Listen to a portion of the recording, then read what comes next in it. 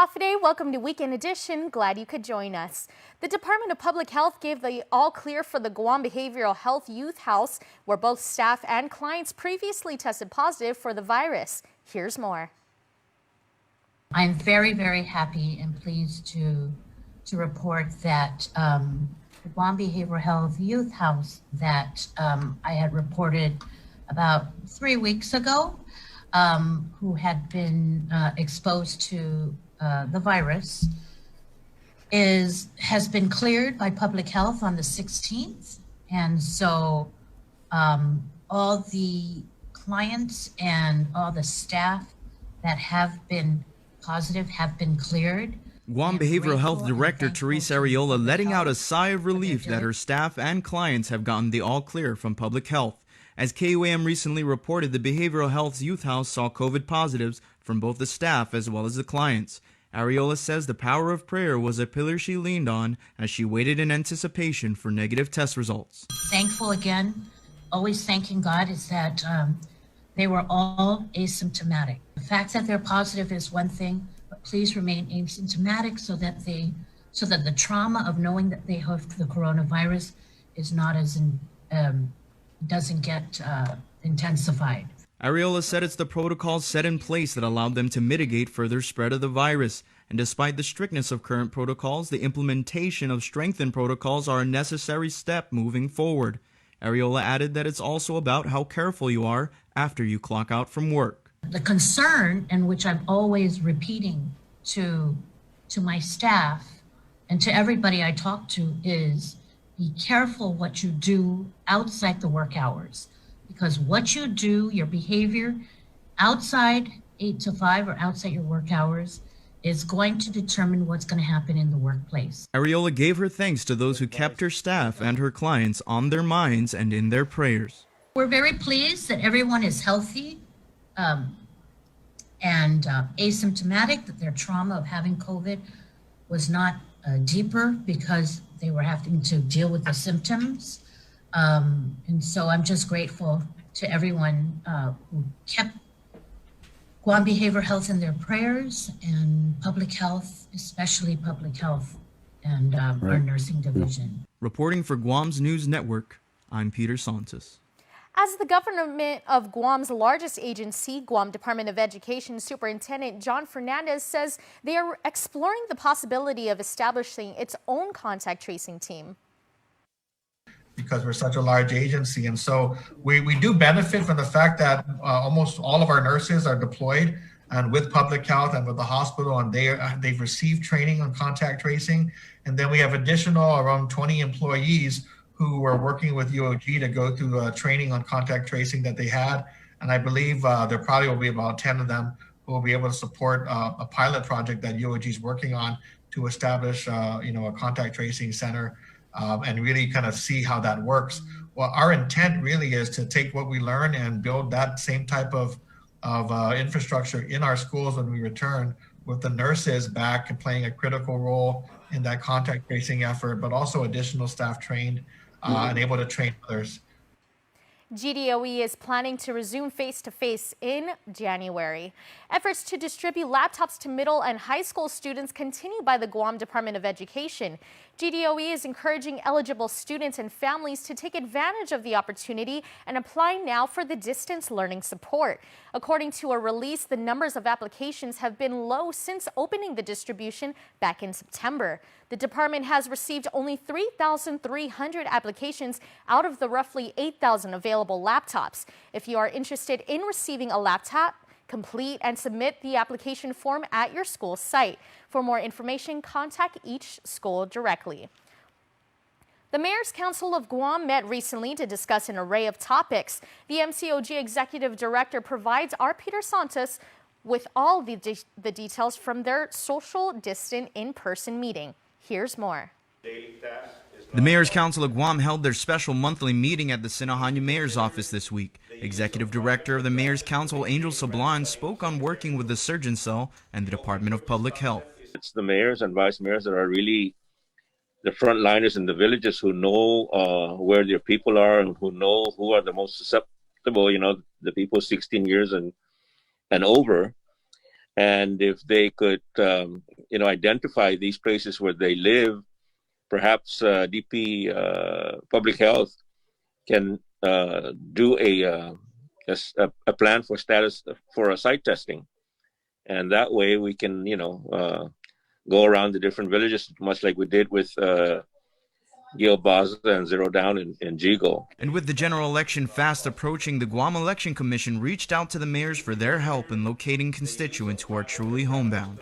Maria Penglinen from the Election Commission, who came over to ask for our assistance and also identifying homebound voters that are really homebound, that the Election Commission has to come out to and provide the ballots so that they can participate in this year's election. Sablan says the GEC is trying to get the word out that they'll be in need of some extra hands. They need about 150 election workers that are going to be paid $200 for that election day. They're not going to be handling the ballots, but they're going to be assisting in, the way they do the curbside voting. Another topic that was presented that piqued the interest of all in attendance was the revelation that Guam has only one animal control officer. He made the plea for help with the growing stray animal issue. Poor guy. I mean, Mr. Avanes is the only one on Guam that they haven't filled the positions of those that retired. So imagine 19 villages and you have one animal control officer. And to make things more difficult, during this pandemic, Gain is not accepting any animals. So even if the mayors caught these stray dogs, the main question is, what do we do with them? Reporting for Guam's News Network, I'm Peter Santos. KUAM's Adriana Quintero zooms in on the upcoming bankruptcy seminar series with attorneys Jackie Terlahi and Cynthia Ikube. The next seminar is scheduled for next Friday, October 30th, with discussions related to economic impacts of COVID-19. Here's more. It's become a community-based problem, and now the community is able to learn the components of bankruptcy. Guam Bar Association President Jackie Terlahi. What we're trying to do in this is to educate. So what we'd like to see in the future, the outcome of all of this is not only an educational component for the public, but also an educational component for our lawyers. The Bankruptcy Seminar Series is a joint project between the Guam Bar Association, the CNMI Bar Association, both the NMI and Guam District Courts, with the addition of Arizona Bankruptcy Court panelists. The first series occurred just last month and was designed specifically for attorneys, providing lawyers with an overview of bankruptcy, whereas the next series set for October 30th is open to everyone. This is kind of, I think, a first time that we've approached this kind of topic like this, where we have added into the series an educational component for our community as well, because the community that we're asking to participate is not just our businesses, but we're also asking like our banking institutions, in the sense of our real estate market people, anyone who might have any interest or any involvement in the different moving parts of bankruptcy. Focusing in on how bankruptcy is affecting a large scale of the community due to COVID-19. District Court of Guam's lawyer representative Cynthia Ikube explains the impact. Our goal is, in addition to this, to really bring in our business community. I think both President Terlahi and I represent a number of different clients. And I think the issue is going to be, as we anticipate, is going to be this sort of looming bankruptcy that may be on the horizon. A number of us are either going to have to represent debtors, or a number of us are going to be representing creditors. According to Attorney Ikube, another main goal of this educational seminar is to provide individuals with options. The goal is to give people, to kind of let them know what's happening out there and to give them options. Is bankruptcy a possible option for you, or are there other options that you can avail yourself to? Participants are encouraged to email questions to the Guam Bar prior to the day of the event. Registration is open online at guambar.org. Reporting for Guam's News Network, I'm Adriana Quintero. Now it's time for our weekly Just for Kids segment, where experts answer questions catered just for kids. Today's guest is director, producer, and actor Ernest Achoco.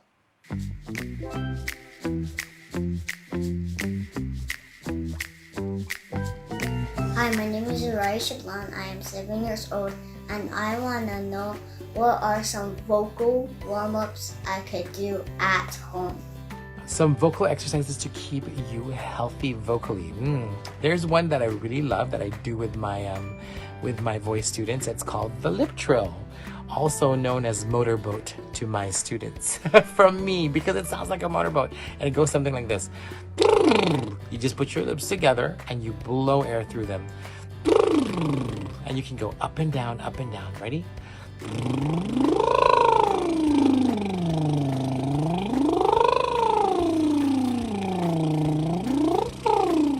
So it's really fun. It gets a little itchy on your lip, but that's just part of it.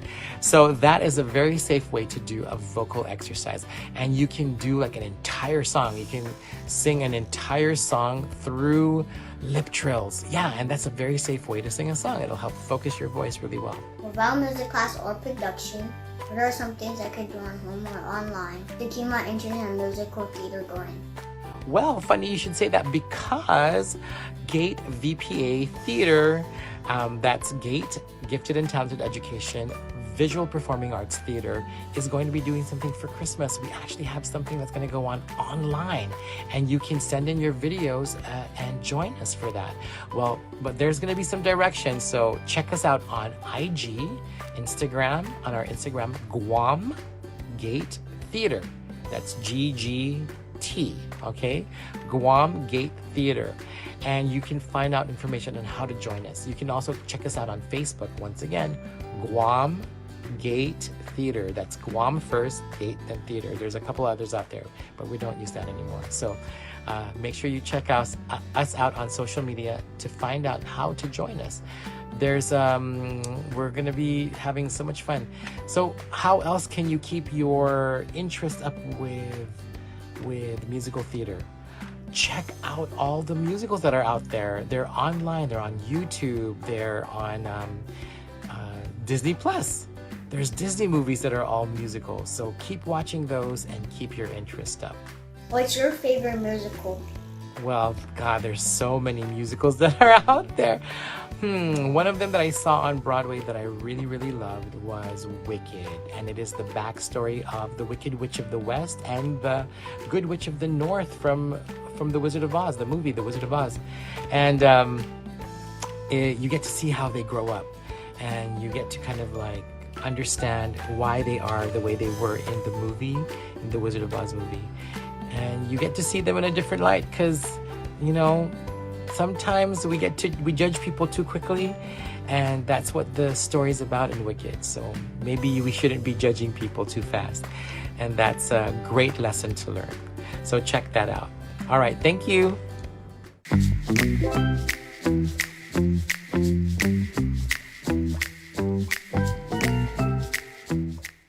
If your children have questions, send them to joan@kuam.com. Please make sure to include in your video clip your name, age, and of course, your question, and we'll make sure to get them answered.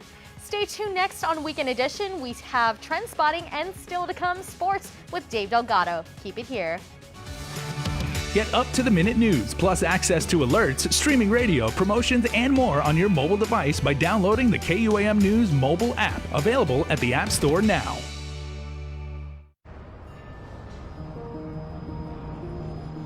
It makes myself and it makes my team members very proud to work for an organization that has been on island for many years, with its focus on reliability, dependability, and commitment to the communities that they operate in. Matson's a great corporate citizen to the community. We all benefit from any sort of environmental commitment we make. One of the ways that we do that is with our Adahi Utano program. There's action behind it, and so action breeds commitment. With the Kaimana Hila coming to Guam, this brings a new age and modernization to the island. It's exciting for me because it's a brand new ship and we can carry more freight into the islands. It just shows growth for Guam and Micronesia. Matson would be nothing without its customers, and we hope to continue to serve you for decades to come.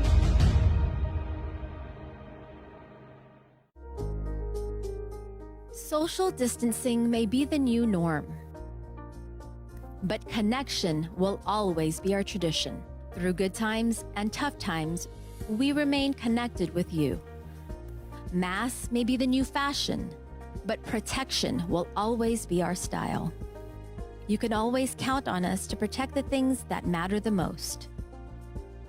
Sanitizing may be the new routine, but caring will always be our practice. We care about your loved ones and the things you value the most. And as we welcome our new normal, one thing remains certain: we will always be here for you.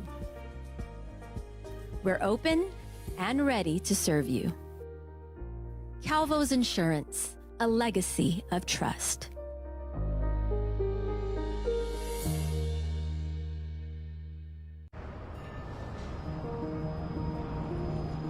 It makes myself and it makes my team members very proud to work for an organization that has been on island for many years with its focus on reliability, dependability, and commitment to the communities that they operate in. Matson's a great corporate citizen to the community. We all benefit from any sort of environmental commitment we make. One of the ways that we do that is with our Adahi Utano program. There's action behind it, and so action breeds commitment. With the Kaimana Gila coming to Guam, this brings a new age and modernization to the island. It's exciting for me because it's a brand new ship and we can carry more freight into the islands. It just shows growth for Guam and Micronesia. Matson would be nothing without its customers, and we hope to continue to serve you for decades to come.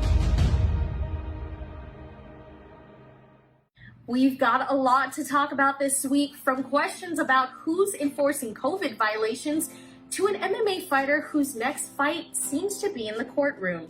I'm Tyler Matsunani, and here's your trend spotting report.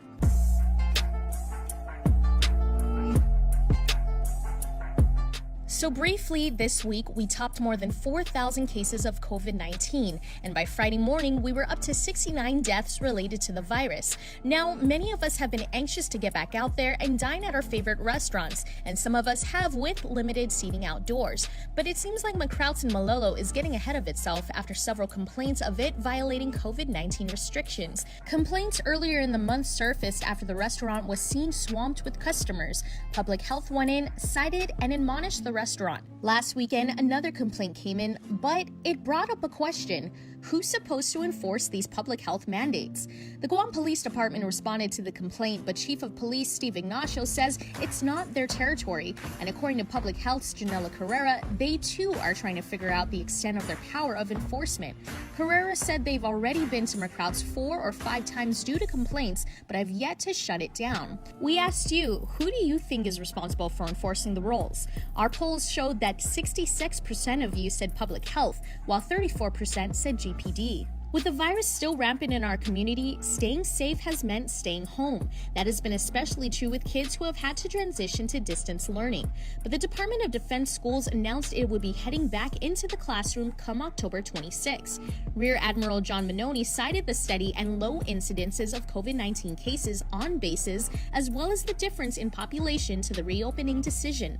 Dodea schools also have had laptop exercises to practice procedures in the event of the virus popping up on campus. We also added an additional one which placed the responsibility onus on the individual service members and their families to, if they are in a situation where people aren't adhering to masks, hygiene, physical distancing, that they have an obligation to leave, to get away from that.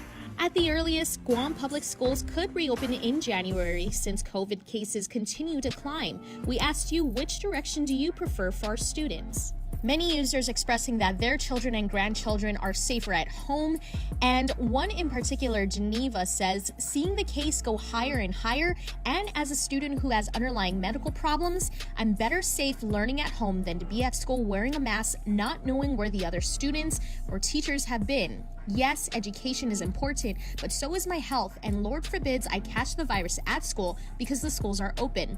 Yes, being exposed might help my immune system become stronger, but let me tell you, my body is different. We react to virus differently, and I will not take the risk to be exposed to this, especially knowing my health And I know other parents won't put their kids at risk as well. Just my opinion.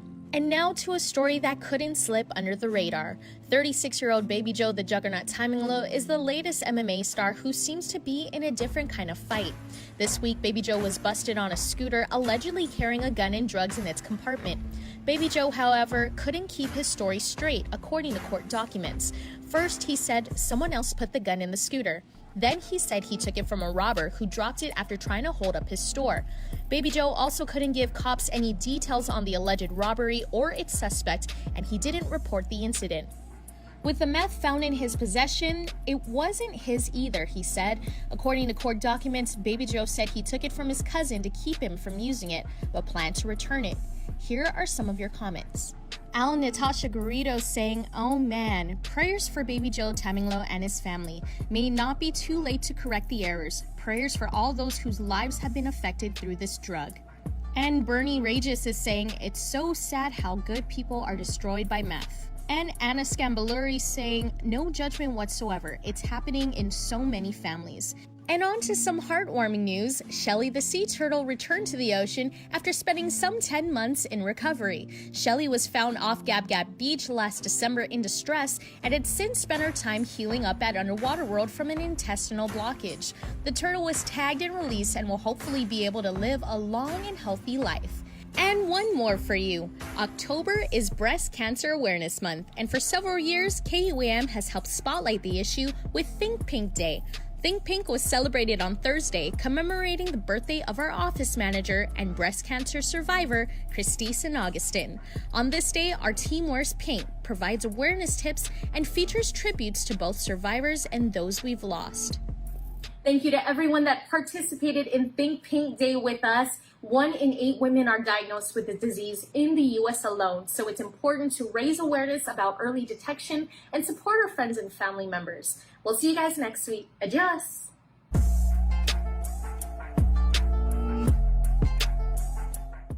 Action Pack asks you, are you better off today than you were 2 years ago? It's time to create positive change. Take action, Guam, and stand with the pack in this 2020 election. Join us as we support candidates who help businesses restore the more than 30,000 jobs already lost. Guam needs leaders who support all the people of Guam. Let your voice be heard and vote with the pack. You may be one vote, but together we have the power to make a difference. Visit actionpackguam.com to learn more. 100% truck, 100% Jeep brand. The all-new Jeep Gladiator is the most capable off-road mid-size pickup truck crafted for adventure. Equipped with best-in-class towing capacity, legendary Jeep brand 4x4 capability, and backed by Guam's only lifetime powertrain warranty. Drive home in a brand new Jeep Gladiator today, starting as low as $283 per paycheck during Jeep Adventure Days. Call us at 477-7807 or visit our website at carsplusguam.com to get pre-approved today. What's up, Guam? Welcome to KUAM Sports. Dave Delgado here with UFC fighter Roki Martinez, getting ready for his second fight in the UFC, scheduled for November 12th. Now, tell us how training camp's been going for you this time around. Oh man, training camp's been good. For the most part, my training camps are always pretty good, but yeah, man, I think this time I definitely turned it up a notch. And your first fight, you fought a guy that was 6'4", 6'5". This time around, you're facing another tall opponent. Anything you added to your repertoire or training camp this time around? Not so much. I think I just been working more on fine tunings, a lot of things. Especially in my wrestling, I've been having Melker really run me through some pretty rigorous training drills and stuff like that in regards to wrestling. Something I think I may have kind of left behind, you know, and I think it showed in my last fight, and I got exposed, and now I'm working to build my wrestling back up. Were you shocked that he didn't want to stand there and exchange with you? And it seemed like his game plan was just to take you down and try to smother you and use his size and keep you on the mat. Yeah, I wouldn't say I was surprised that he went for the takedown. I would guess I was surprised that he went for it so quickly. I've seen it's his go-to when he fights, but I've seen that he likes to stand a little bit first and then he goes in for the takedown. But you know, when he came out against me, he went for the takedown pretty quick. But man, he stuck to it because he got it pretty easy the first time, so he stuck with that game plan and it worked well. Mentally, what did you take away from that first fight, just being now on the big stage and being in the UFC? Man, that thing actually eats me up, man. But at the same time, that's what fires me up now. Like, to be honest, man, I got embarrassed, I got exposed, and it's eating at me, man. But like, man, I'm training like a madman now. You know, I gotta make that wrong and turn it into a right. And I'm excited to get back out there and show that, you know, I'm better than that. And yeah, like, I'm just excited to get back out there and prove I belong with the best. So how quick of a turnaround was that when you got the call saying that they had another guy lined up for you? I want to say, shoot, that was only about 3 or 4 weeks after my last fight, when they had reached back out to me and asked if I wanted to go in November 14th, and I was quick to say yes. Yeah, so you're scheduled to fight Dontel Mays. He's a 6'6" guy. Heading into this fight, what do you know about your opponent, and have you seen his fights? Yeah, I've seen his fights. I would say that he's a pretty good striker. Pretty physical. You could tell he has power. But man, I'm pretty confident in my stand-up against him, and also my wrestling and ground. You know, as much as I didn't show it in the last fight, I know I still have the ground game. So overall, I feel like I'm a better experienced fighter than he is. Do you plan on heading out a little bit more early, just so you can take care of all the things leading up to the fight, so you're not, you know, doing all the runarounds and trying to get settled in before the actual fight? Yeah, so well, what the cool thing with this one is, I pretty much, my medicals are pretty much still good because it was just so recent. So my medicals are all good. Yeah, I'll be heading out a little earlier than last time. So basically, I leave Guam on a Tuesday, and I will arrive in Las Vegas on a Tuesday as well. And the fight's on Saturday, so it gives me a good amount of days to adjust time-wise. And yeah, definitely going to be a lot better for me than that last quick notice one last time. And let's talk about the guys that you plan on having in your corner for this fight. Yeah, this time for sure I'm going to have Melker Manabusan. You know, he's our main coach. He wasn't able to make it out the last time due to the quarantine restrictions coming back. Yeah, it's kind of a headache for everybody, but this time he's going to go ahead and make it out, and I think he can get an exemption. But yeah, it'll be good to have him there. You know, he does pretty well in my corner with advice and stuff like that. So yeah, I'm excited that I'll have, you know, one of my main cornermen who's been there through the years. You know, the last one was kind of a makeshift corner I had, and you know, this time I'll have my my head coach there. And how's the body feel? Oh man, I feel good. You know, right when I came back, I immediately went on, kind of started taking things a little more serious, cleaned up my eating habits. I had to step away from my fighting foodie thingy for a little bit. So yeah, man, I'm eating cleaner. I want to say I'm down about maybe like 10 to 13 pounds just from the last fight, and I'll probably still keep coming down in my weight just because of the clean eating and the amount of training I'm doing. So it's also been helping with my recovery and just how I feel in general. I feel a lot better, and I've always said that when my weight's lighter, I feel like I move better, and I also become more explosive. And I'm feeling it now, man. And I think also the people I'm training with can tell the difference. And another big thing too is I'm taking the time to recover in between training sessions. So I train 3 times a day, and pretty much I train in the morning and I come home and I just relax, recover, train again, come home, relax, recover, and that's all I do, man.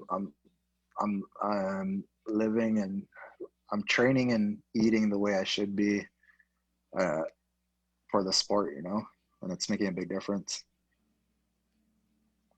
Guam's auto appearance specialist, Elegant Reflections, has been providing the automotive industry with professional detailing and car care products at its highest quality, from complete detailing, full interior detailing, exterior detailing, headlamp restoration, hand washing, seat and carpet shampoo, engine degreasing, undercarriage cleaning, paint sealant, fabric protection, paint oxidation removal, and so much more. Visit us at our new location. Call 646-5555 for an appointment. Elegant Reflections, Guam's auto appearance specialist, over 20 years of experience. And before we close out the news tonight, our latest round of birthday shout-outs from the Cold Stone Creamery Birthday Club. Your weekend birthday shout-outs go like this. Happy birthday. No, come on, guys. We got to do this the right way. Say it with me out. Happy birthday from the GW Senior High Gecko family, going out to Patsy Blas Nauta. Sending best wishes your way. Smile a lot, here, classmates, because it's your birthday. Go Geckos. Purple and gold, baby. Kahulani Therese Flores. Happiest birthday wishes to you, Lani. We hope you enjoy your special day. We love you, Bula, said the Tatao and Piercing families. Happy birthday to Preston Bokison. Happy blessed birthday to Preston. May the Lord be always with you. Love, hugs, and virtual kisses from your whole family. Also, happy birthday to Carson Newby, who celebrates birthday number 3 on Saturday. You've got love from Poppy, Mimi, Uncle Junie, and Uncle Greggy. And happy birthday number 15 to Nichelle Rabon. To our baby sister, Nichelle, we hope you enjoy your special day. Love, your Solace fan. Man, you'll be driving right around the corner next year. All right, so happy 15th birthday. Hope you have a great one. And on Sunday the 25th, happy birthday number 18 to Noah. The Mendoza family is sending you all of their love. And you know what? From all of us here at KUAM, the entire cast and crew, and Cold Stone Creamery, we wish you and your families a very happy birthday. Remember, you can be a part of the Cold Stone Creamery Birthday Club by registering online, KUAM.com. Please make sure to include you with your photo, your name, and birthday. That's all we have for tonight from all of us here at KUAM, Guam's News Network. Thanks for watching and have a safe weekend.